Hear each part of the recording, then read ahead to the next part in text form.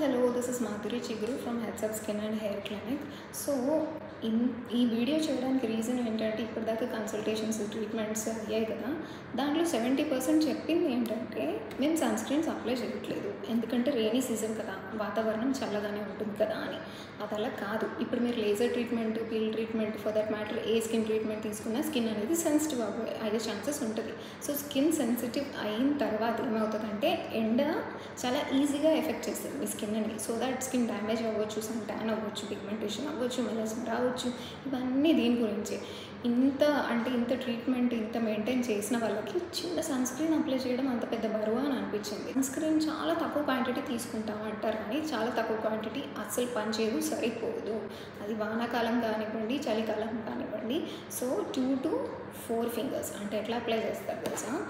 So ఇక్కడ నుంచి ఇక్కడ దాకా అలా 4 ఫింగర్స్ మందం అప్లై చేసి మంచిగా మసాజ్ చేసేసుకోండి.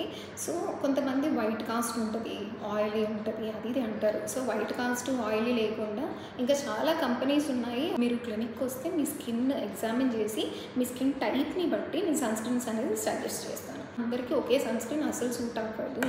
సో అది చాలామందికి నేను మరీ చెప్తున్నాను.